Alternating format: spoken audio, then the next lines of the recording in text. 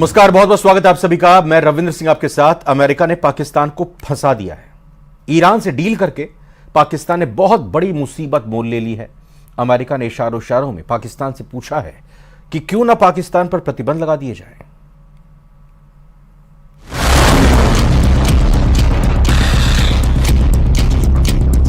America ने missile छोड़ दी है। ये बैलिस्टिक नहीं, पाकिस्तान पर आर्थिक पाबंदी वाली मिसाइल है जो लॉन्च हो चुकी है। पहली मिसाइल, अगर पाकिस्तान ने ईरान के साथ कारोबार किया तो उसे बुरा अंजाम भुगतना पड़ेगा। दूसरी मिसाइल, पाकिस्तान के मिसाइल प्रोग्राम के पार्टनर पर अमेरिका पहले ही लगा चुका है बैन। तीसरी मिसाइल, अमेरिका की वार्निंग से फिर फंस गई ईरान और पाकिस्तान की गैस पाइपलाइन।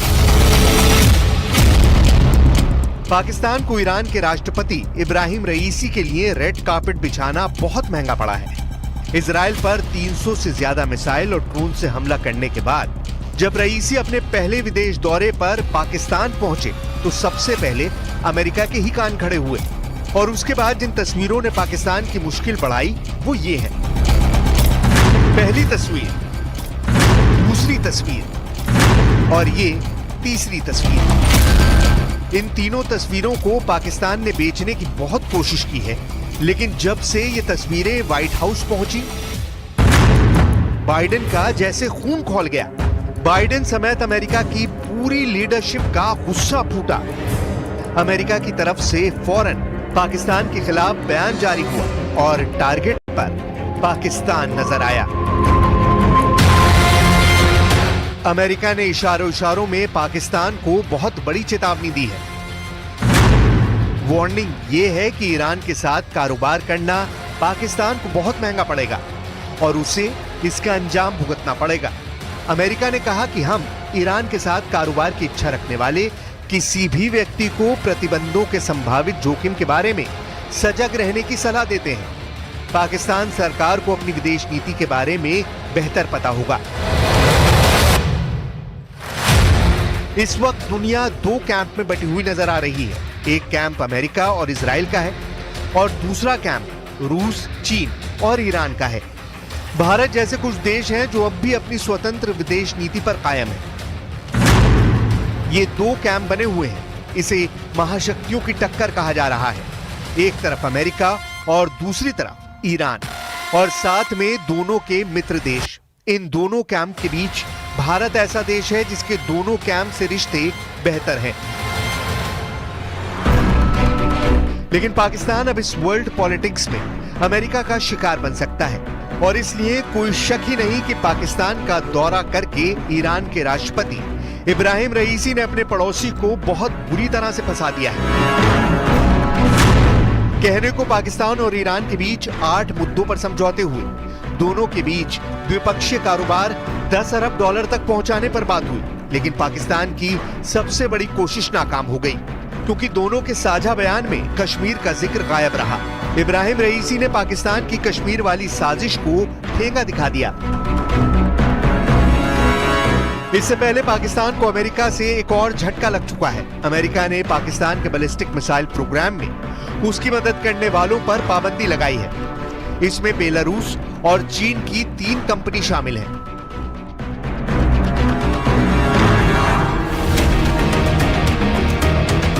दरअसल पाकिस्तान को जो अमेरिका की मार पड़ रही है उसमें सबसे बड़ी भूमिका 2 देशों की है, यानी अमेरिका के 2 बहुत ही कट्टर दुश्मन। पहला है चीन, जो पाकिस्तान का दोस्त है लेकिन अमेरिका का सबसे बड़ा प्रतिद्वंदी, आप दुश्मन भी कह सकते हैं। दूसरा है ईरान, जो पाकिस्तान के करीब तो आया है लेकिन ईरान अमेरिका का सबसे खतरनाक दुश्मन है। ईरान पर अमेरिका की तीखी नजर है और जब पश्चिम एशिया में हालात बहुत तेजी से बदल रहे हैं, अमेरिका को अपने अड्डों पर खतरा मंडराता नजर आ रहा है, तब वो ईरान के हर नए रिश्ते को बारीकी से देख रहे हैं। तेल अवीव और तेहरान के मौजूदा झगड़े में इस वक्त ईरान को बाजी पलटने वाला देश कहा जा रहा है। ईरान ने जब इजराइल पर मिसाइल दागी तो पूरी दुनिया ने देखी, लेकिन जब इजराइल की तरफ से इस्फहान में हमले की बात हुई तो ना ईरान ने इसे माना, ना ही इजराइल की तरफ से कोई आधिकारिक बयान आया। अब ईरान के राष्ट्रपति ने पाकिस्तान और श्रीलंका का दौरा करके बताने की कोशिश की है कि ईरान को अलग थलग करना आसान नहीं है। भारत में ईरान के राजदूत ने कहा कि 2024 में इब्राहिम रईसी भारत का भी दौरा जरूर करेंगे और यहीं पर भारत ईरान संबंधों को लेकर अमेरिका के प्रतिबंधों और नई दिल्ली की कूटनीति का सबसे बड़ा इम्तिहान होगा। जयपुर में लगातार 2 दिनों में 2 लूट की बड़ी वारदातें हुई हैं। दिन दहाड़े हुई इस लूट से लोगों में भी डर का माहौल है। कैसे राजधानी में बदमाश बेखौफ होकर वारदात को अंजाम दे रहे हैं, इस रिपोर्ट में आपको दिखाते हैं।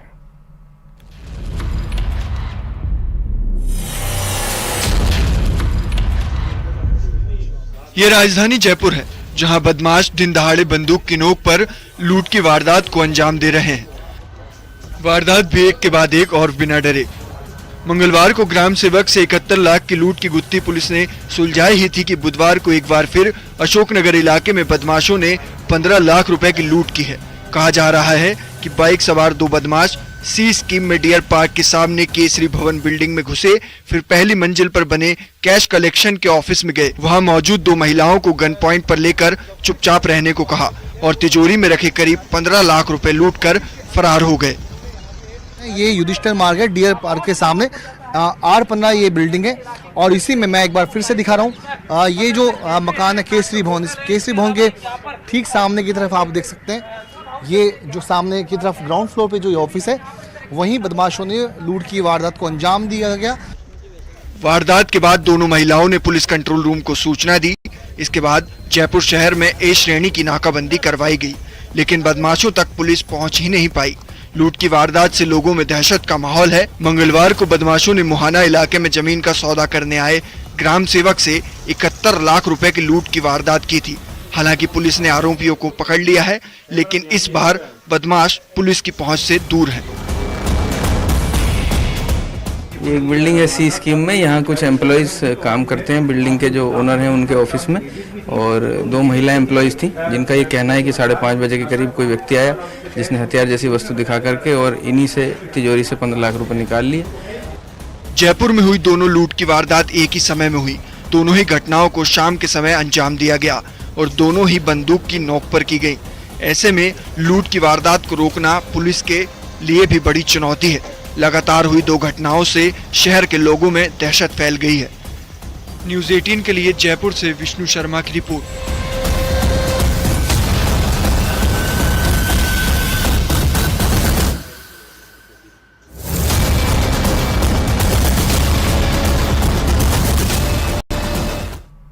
बीकानेर के लूणकरणसर में 9वीं क्लास की नाबालिग लड़की को जबरन उठाकर ले जाने और उसके साथ गैंगरेप करने का एक मामला सामने आया है। पुलिस ने पॉक्सो एक्ट में केस दर्ज कर आरोपियों की तलाश शुरू कर दी है। पीड़ित छात्रा ने पुलिस को बताया है कि पेपर देने के बाद वो गांव जाने के लिए बस स्टैंड गई थी, जहां उसके गांव का रहने वाला रणजीत और एक अन्य युवक बाइक लेकर पहुंचे और जबरन बैठकर बीकानेर रोड पर सुनसान जगह ले गए और जबरन शराब पिलाकर गैंगरेप किया। वारदात के बाद दोनों युवक उसे रेलवे स्टेशन के पास छोड़कर फरार हो गए। वहां एक दुकानदार ने छात्रा को बदहवास हालत में देखा और लूणकरणसर अस्पताल में भर्ती किया। पुलिस ने पीड़िता का मेडिकल कराया है। उसके पर्चा बयान पर गैंगरेप और पॉक्सो एक्ट का केस दर्ज कर लिया गया और एक आरोपी को डिटेन किया है।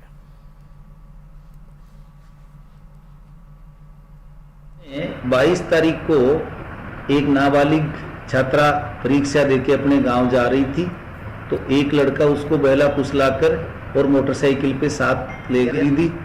लड़की को भी पिलाई, खुद ने पी और दुष्कर्म उसके साथ किया। उसकी सूचना जब राहगीरों को मिली तो उन्होंने गांव में सूचना दी, थाने में सूचना दी। थाने वाले जब वहां गए तो लड़की मिली, लड़की को लाके परिजनों को सुपुर्द किया, रिपोर्ट पर मुकदमा दर्ज किया और लड़के की तलाश की, तलाश करके उसको। झालावाड़ शहर में इन दिनों बदमाशों के हौसले बुलंद हैं। ये बदमाश आए दिन राह चलते महिलाओं को निशाना बना रहे हैं। कुछ ऐसी ही घटना आज सुबह सामने आई, जब मॉर्निंग वॉक से लौट रही महिला के साथ 2 बाइक सवार बदमाशों ने चेन स्नैचिंग की वारदात को अंजाम दिया। बदमाश महिला के गले से 10 ग्राम की सोने की चेन लेकर फरार हो गए। चेन स्नैचिंग की यह पूरी वारदात पास में लगे सीसीटीवी में कैद हो गई है। पुलिस ने शिकायत दर्ज कर मामले की जांच शुरू कर दी है। मॉर्निंग वॉक करके आ रही थी घर पे, तो पीछे से बाइक पे 2 लड़के आए और उन्होंने मेरी चेन खींच ली और मैं बहुत देर तक पीछा भी करा, लेकिन वो बाइक पे थे तो निकल गए। कोतवाली जाने के बाद जब मैंने रिपोर्ट करवाई तो वहाँ पर मेरे को नकारात्मक ऐसा जवाब मिला कि ये तो रोज़ की घटना है और जनसंख्या बढ़ रही है, तो ये तो होना है। कार्यकर्ताओं को जीत का मंत्र देने भीलवाड़ा पहुंचे सीएम भजनलाल शर्मा ने बीजेपी कार्यालय से हेलीपैड जाते हुए एक जगह रुककर गन्ने का रस पिया और उसका ई पेमेंट भी किया। इस दौरान दुकान चलाने वाली सरोज देवी ने भजनलाल शर्मा के साथ तस्वीर भी ली। हमारे संवाददाता राहुल कौशिक ने सरोज देवी से बात की।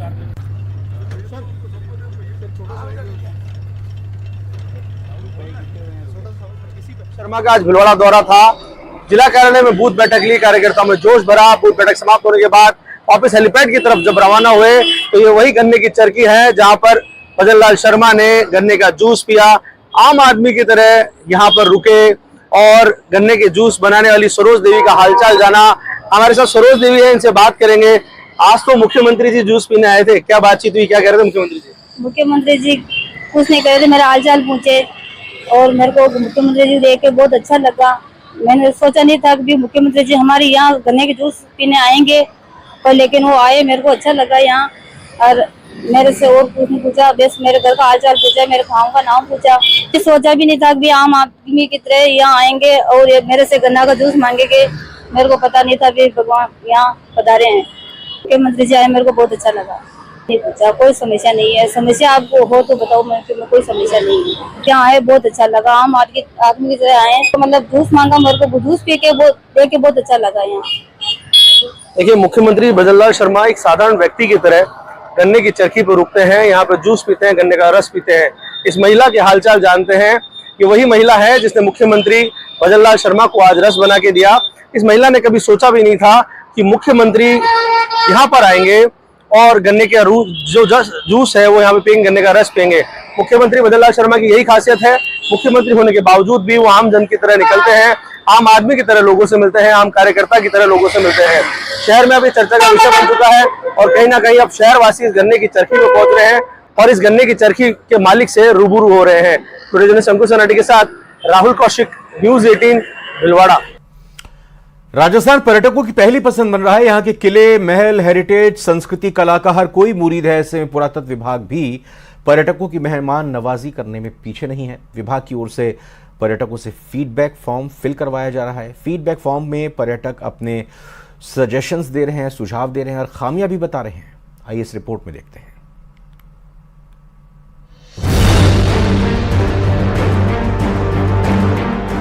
राजस्थान में पर्यटन के क्षेत्र को और मजबूत करने के लिए सरकार ने एक नई मुहिम शुरू की है। राजस्थान पुरातत्व एवं संग्रहालय विभाग की ओर से फीडबैक फॉर्म फिल करवाए जा रहे हैं। ये फॉर्म सभी पर्यटक स्थलों पर फिल करवाए जा रहे हैं। अब तक करीब 8000 फीडबैक फॉर्म पर्यटकों द्वारा दिए गए हैं, जिसमें पर्यटकों ने स्वच्छता, सिक्योरिटी को लेकर फोकस किया है। राज्य सरकार की इस पहल को पर्यटक काफी पसंद कर रहे हैं।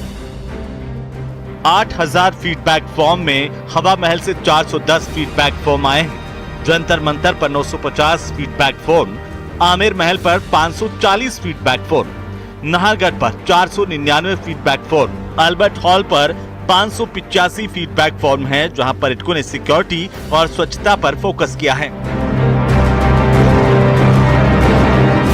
फीडबैक फॉर्म में पर्यटकों से सिक्योरिटी, स्वच्छता, टॉयलेट्स, गाइड्स, स्टाफ बिहेवियर जैसे सवालों पर राय ली गई है। महीने के आखिर में सभी फीडबैक फॉर्म को एग्जामिन किया जाता है और पर्यटकों को उनके मुताबिक सुविधा प्राप्त करवाने की कोशिश की जाती है। इस पहल से पर्यटक भी बेहद खुश हैं। वो हमने ये शुरू करी है कि पर्यटक का अमुक संग्रहालय या अमुक स्मारक पर उसको कैसा लगा, उसको साफ सफाई कैसी लगी, उसको सिक्योरिटी कैसी लगी, क्या उसको टॉयलेट साफ सुथरे मिले, क्या उसके साथ में किसी ने बदतमीजी करी। तो ये जो ओवरऑल जो एक विजिटर का जो एक्सपीरियंस होता है उसको जानने के लिए ये फीडबैक फॉर्म्स लिए जा रहे हैं। उम्मीद की जानी चाहिए कि सरकार की इस पहल से पर्यटकों की समस्याओं का समाधान हो सकेगा। साथ ही पर्यटकों की इच्छा अनुसार बदलाव करने की भी विभाग कोशिश करेगा। महिमा जैन, न्यूज 18 जयपुर। ऐसा लगता है कि अब वो वक्त करीब आ चुका है जब अमेरिका और रूस के बीच भयानक परमाणु जंग छिड़ने का खतरा बढ़ गया है। ऐसे दावे इसलिए किए जा रहे हैं क्योंकि रूस को घेरने के लिए नेटो के 32 देशों ने बड़ा वॉर प्लान तैयार किया है। इस युद्ध का लॉन्चिंग पैड यूक्रेन नहीं बल्कि पोलैंड बन सकता है।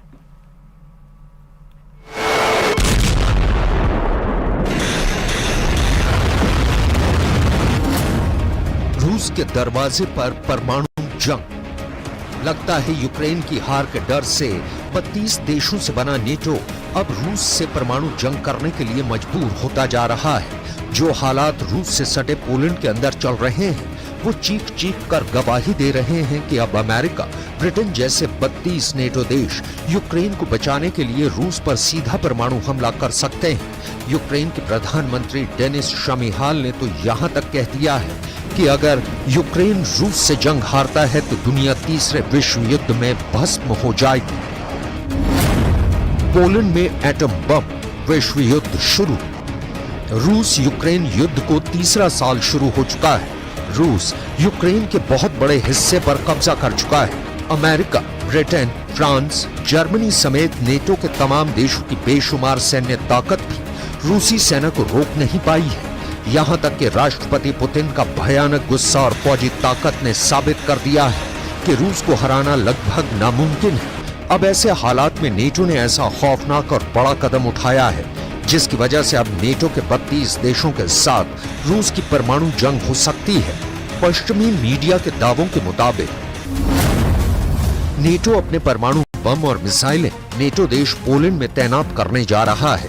यानी पोलैंड की जमीन से अब रूस पर नेटो सीधा परमाणु हमला कर सकता है।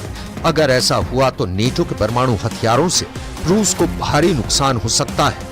दावा तो यहां तक किया जा रहा है कि यूक्रेन युद्ध में नेटो के नाकामयाब होने की वजह से अब नेटो रूस से परमाणु जंग के लिए तैयार हो रहा है ताकि पुतिन के रूस को यूरोप पर कब्जा करने से रोका जा सके। पोलैंड के राष्ट्रपति अंद्रेज डूडा ने भी माना है कि नेटो के परमाणु हथियार पोलैंड की धरती से रूस से मुकाबला कर सकते हैं। इधर रूस ने साफ कहा है कि अमेरिका और नेटो अब रूस को उस जंग के लिए उकसा रहे हैं जहां रूस अपने सभी दुश्मनों को परमाणु जंग में तबाह कर देगा। Support Ukraine, we help them to destroy Russian combat capabilities that could potentially be a threat against us.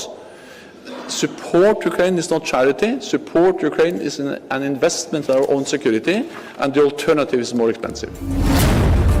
परमाणु जंग को तैयार अमेरिका और रूस। नेटो सेना ने रूस के बॉर्डर पर अपनी सेना की मौजूदगी बढ़ा दी है। रूस और नेटो के आमने सामने की टक्कर किसी भी वक्त शुरू हो सकती है। यूक्रेन युद्ध के बीच पोलैंड को रणनीतिक रूप से बहुत अहम स्थान हासिल है। पोलैंड की सीमा बेलारूस से मिलती है और रूस का रणनीतिक सैन्य अड्डा कलिनिनग्राद भी पोलैंड से सटा हुआ है। यूक्रेन को हमेशा से आश्वासन दिया गया है कि अगर पोलैंड की जरूरत पड़ेगी तो वो हर समय मदद को तैयार है। पोलैंड के राष्ट्रपति डूडा ने खुलासा किया कि कुछ समय अमेरिका और पोलैंड के बीच परमाणु बम को लेकर बातचीत जारी है। खतरे को देखते हुए रूस ने भी अपनी तैयारी पूरी कर ली है।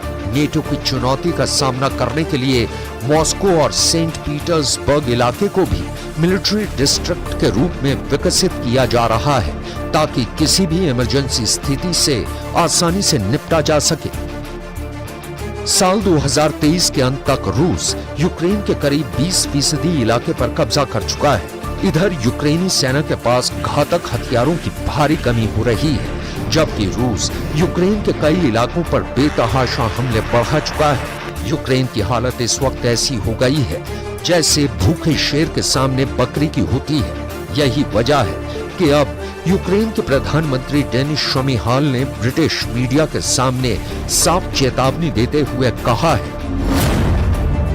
यूक्रेन को युद्ध लड़ने के लिए आज भारी आर्थिक मदद की जरूरत है। कल या परसों नहीं, अगर हम मिलकर यूक्रेन की सुरक्षा नहीं करेंगे तो यूक्रेन हार जाएगा। इससे दुनिया की सुरक्षा से जुड़ा ढांचा तबाह हो जाएगा।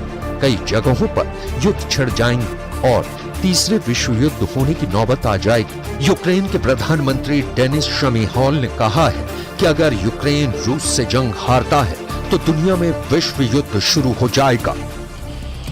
ऐसे हालातों की वजह से रूस को अब पोलैंड की तरफ से नेटो के 32 देश मिलकर घेर रहे हैं। जरा देखिए इस वक्त नेटो और रूस के बीच क्या चल रहा है। रूस के रक्षा मंत्री सर्गेई शोइगु का दावा है कि रूस की सीमा पर नेटो के 1,23,000 सैनिक मौजूद हैं। इस बीच यूएस के हाउस ऑफ रिप्रेजेंटेटिव ने यूक्रेन के लिए $61 बिलियन की सहायता देने वाला प्रस्ताव पारित कर दिया है, जो रूस के लिए गंभीर खतरे वाली बात है। खतरे को देखते हुए रूस ने भी अपनी तैयारी पूरी कर ली है। रूस के रक्षा मंत्री का दावा है कि रूस की सीमा पर नेटो के 300 टैंक और 800 आर्मर्ड व्हीकल तैनात है, जबकि 90,000 नेटो सैनिक अलग अलग तरह के अत्याधुनिक हथियारों के साथ लिथुआनिया आ गए हैं। रूसी रक्षा मंत्री सर्गेई शोइगु ने यह भी दावा किया है कि रूस ने लेनिनग्राद, सेंट पीटर्सबर्ग इलाके में 7,000 घातक हथियारों को भेजा है। इसके अलावा रूस की राजधानी मॉस्को में भी 2400 आधुनिक हथियारों को तैनात किया गया है। अब देखना होगा क्या ऐसे हालात में रूस और अमेरिका के बीच सीधी परमाणु जंग होगी। अगर ऐसा होता है तो ये तय मानिए कि रूस खुद को बचाने के लिए दुनिया की रत्ती भर परवाह नहीं करेगा और ना ही पुतिन को दुनिया एटमी जंग से रोक पाएगी। पीएम मोदी अपनी चुनावी रैलियों में बार बार यह ऐलान कर रहे हैं कि कांग्रेस के घोषणा पत्र में खतरनाक एजेंडा छिपा है, जिसके जवाब में राहुल गांधी ने कांग्रेस सरकार आने पर देश में आर्थिक सर्वे का बड़ा दावा किया है। लेकिन अब राहुल के राजनीतिक गुरु कहे जाने वाले सैम पित्रोदा ने अमेरिका में बैठकर ऐसा बयान दे दिया है जिस पर बवाल मच गया है। माताओं बहनों, ये आपका मंगलसूत्र भी बचने नहीं देंगे। 55 सालों के लिए कांग्रेस की सरकार रही है, किसी ने आपसे सोना छीना, आपके मंगलसूत्र छीने। There is an inheritance tax. Manifesto बनाने में जिनकी अहम भूमिका है वो सैम पित्रोदा का बयान। मैनिफेस्टो आपको अच्छा लगा? आपने देखा होगा कि प्रधानमंत्री पैनिक कर गए। शाही परिवार के शाहजादे के सलाहकार उन्होंने कुछ समय पहले कहा था कि हमारा देश का जो मिडिल क्लास है, मध्यम वर्गीय लोग हैं, जो मेहनत करके कमाते हैं, उन्होंने कहा उन पर ज्यादा टैक्स लगना चाहिए। 24 के चुनावी चिराग से निकला विरासत टैक्स ताजा तरीन तूफानी और दो धारी मुद्दा, जिस पर जोरदार सियासी घमासान छिड़ा है। बीजेपी हमलावर हो गई है, कांग्रेस ने भी पलटवार जारी रखा है, लेकिन कोई भी मुद्दा छोड़ने को तैयार नहीं है। आखिर क्या है ये विरासत टैक्स? कौन है इस विरासत टैक्स को सुर्खियों में लाने वाले? क्या विरासत टैक्स की एंट्री 24 के चुनाव में टर्निंग पॉइंट बनने जा रहा है? इसे जाने और समझे उससे पहले विरासत टैक्स का बखान सुनिए। कांग्रेस के ओवरसीज चेयरमैन सैम पित्रोदा क्या कह रहे हैं, समझिए। There is an inheritance tax. So if let's say one has $100 million worth of wealth, and when he dies, he can only transfer probably 45% to his children. विरासत टैक्स की वकालत BJP के लिए बिन मांगी मुराद बन गई, क्योंकि प्रधानमंत्री नरेंद्र मोदी कांग्रेस घोषणा पत्र पर पिछले कई दिनों से निशाना साध रहे थे। राजस्थान के बांसवाड़ा रैली से ही पीएम मोदी ने कांग्रेस के इरादे पर सवाल दागने शुरू कर दिए थे, और जैसे ही पित्रोदा ने विरासत टैक्स पर बयान दिया, मोदी ने मोर्चा संभाल लिया।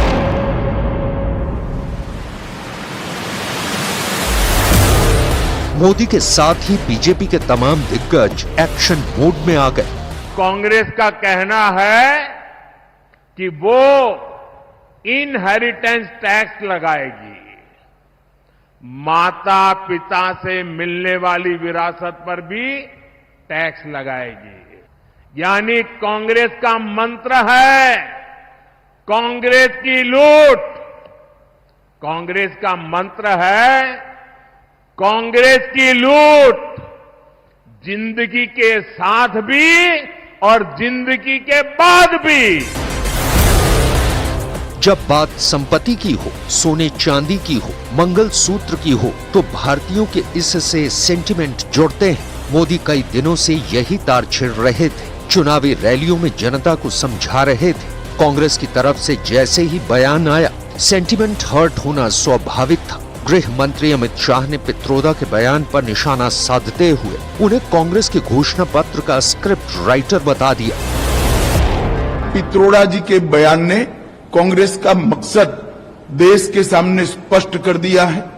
वो देश के जनता की निजी संपत्ति का सर्वे कर निजी संपत्ति को सरकारी खजाने में डालकर जो उन्होंने यूपीए के शासन में तय की थी प्रायोरिटी कि देश के संसाधन पर सबसे पहला अधिकार माइनॉरिटी और उसमें भी मुस्लिम लोगों का है, उस प्रकार से इसका बंटवारा करना चाहती है।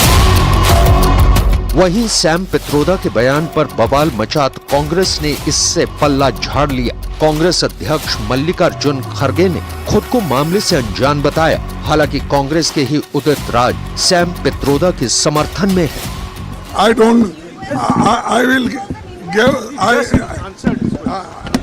लाखों करोड़ या हजारों सैकड़ों करोड़ जिनके पास संपत्ति है, वो संपत्ति से टैक्स लेकर के 80 करोड़ जो गरीबों को 5 किलो मुफ्त राशन पर मोदी जी जिंदा कर रहे हैं, इनका भी भला हो जाए। उधर राहुल गांधी देशवासियों को संपत्ति सर्वे की जरूरत समझाने की कोशिश में लगे हैं। आप ये मत सोचिए कि जाति जनगणना सिर्फ कास्ट सर्वे है, वो जाति का सर्वे है। दिल्ली बीजेपी के प्रवक्ता तेजिंदर पाल सिंह बग्गा ने एक्स हैंडल सोशल मीडिया पर एक वीडियो पोस्ट किया है जिसमें नुपुर शर्मा बीजेपी के 400 पार अभियान में शामिल हुई। आपको बता दें कि वीडियो में सभी नुपुर शर्मा भाजपा 400 अभियान में शामिल हुए।